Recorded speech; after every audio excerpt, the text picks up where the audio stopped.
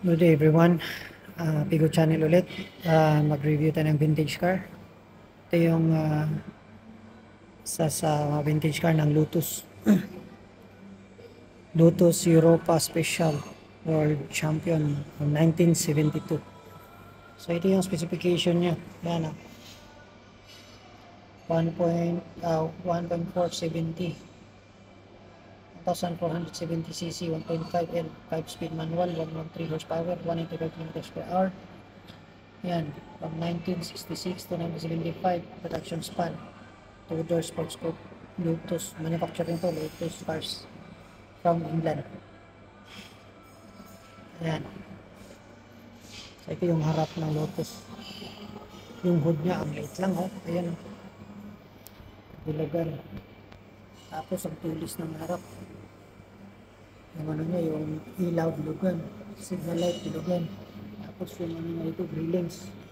Parang screen lang ng kulungan ng manok. Ayan, lupit ang baba nito, ang baba. Ito yung gilid. Tudors, tapos yung mags niya, ayan, Lotus. Siguro ano pa, 13, R13 yung gulong. R13 ang panbaba. Tudors, yung ano niya, yung side mirror, ano lang, nasira lang. Tapos, parang hindi ko sigurado kung lalagyan ng gasolina. Tanki. Kaya manual sa loob.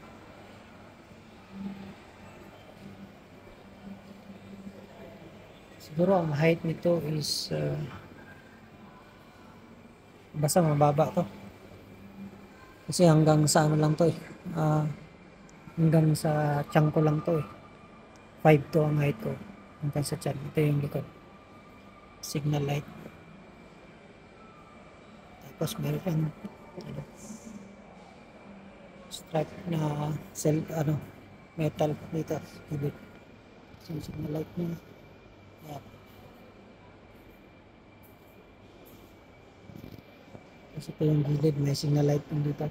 Parang reflector lang siya yata to. Or signal light din. Lotus World Champion Car Constructor. Award from 1970, 1968. From 1963 hanggang sa 1970. So, yan. Ang lupit, ang ganda. So, yan lang yung review natin for today. And maraming salamat sa mga sumusuporta sa channel ko. At bago ka pa lang sa channel ko, huwag niyo kalimutan mag-like, share, and subscribe. Yan.